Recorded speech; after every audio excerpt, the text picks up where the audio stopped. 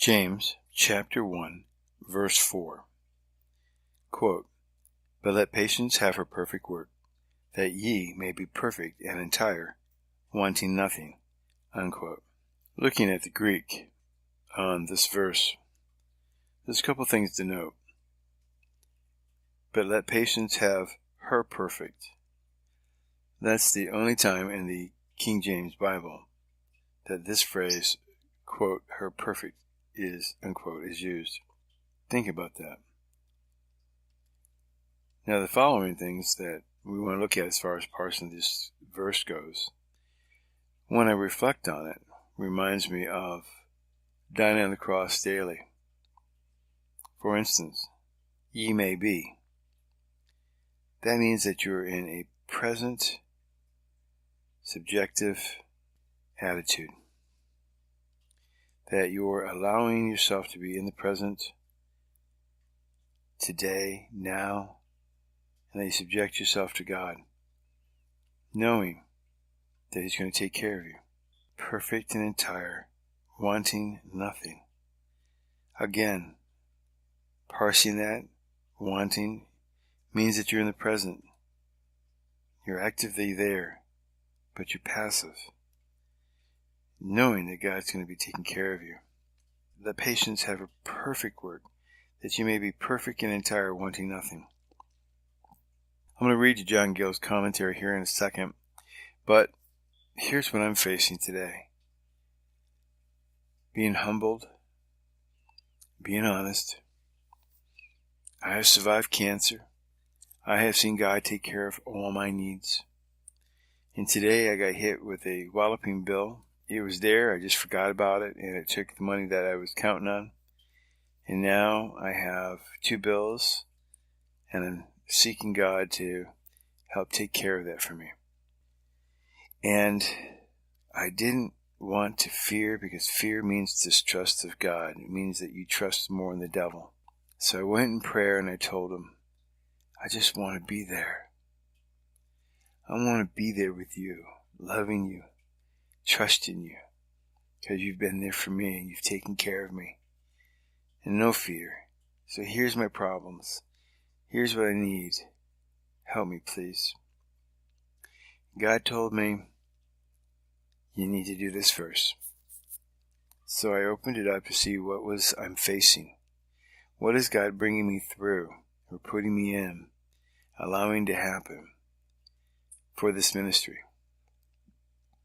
And let me read John Gill for you. Quote, "But let patience have her perfect work," unquote, "or effect, or be brought unto perfection, which may denote both the sincerity and continuancy of it unto the end with consistency. Patience may be said to be perfect when it appears to be real and sincere, and not disassembled. For as there may be a feigned faith, a disassembled love, and hypocritical hope, so likewise a mere show of patience.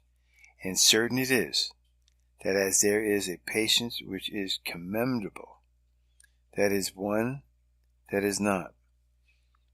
1 Peter chapter 2, verse 20 reads, quote, "For what glory is it, if, when ye be buffeted for your faults, ye shall take it patiently? But if, when ye do well, and suffer for it, ye take it patiently, that is acceptable with God." Unquote. And this phrase may also design the constant exercise of this grace to the end. For he that endures or is patient and continues so unto the end shall be saved and enjoy that perfection of glory and happiness expressed in the next clause. Quote, "That ye may be perfect and entire," unquote, wanting nothing, which cannot be understood of the saints in this present life only as they are in Christ, and in a comparative sense, or as perfection may denote sincerity and uprightness, or of a perfection of parts, but not of degrees. For the saints are very imperfect in themselves, and are very far from being complete in soul, body, and spirit, and want many things, and are wanting in many things. both in the exercise of grace and in the discharge of duty. But when patience has had its perfect work, and has been tried to the utmost, and is found and has held out to the end, then shall the saints be perfect in holiness and happiness, and be entire, whole, and complete, as they be in the resurrection morn, both in soul and body, and will want no good thing, and will be free from every sorrow, nor will they be deficient in any service, and to this sense will agree what James later wrote in James chapter 1, verse 12. And I'll read that. Quote, "Blessed is the man that endureth temptation, for when he is tried, he shall receive the crown of life, which the Lord hath promised to them that love him." Unquote. You see, my brothers and sisters, God means to help us to grow. He has us through all our trials, our tribulations, our ups and our downs. He's watching to see, what will you do? Will you go ahead and hold on? Take your concerns to Him in prayer? Believe His promises? Die on the cross daily? Keep walking, trusting Him to mature you? Or you will be overcome by all the temporal things? Because on your deathbed, none of this will matter. You're going home. You're going home to the Lord. All these trials and tribulations are gone. What will you do today? How will you be seen by those who are watching you? You may feel that your witness is not much, but people are watching you. And they're watching to see, is God real? And it might mean their salvation, not because you spoke with them, but because you lived the life. I choose to follow and believe God. I want to trust all of His promises.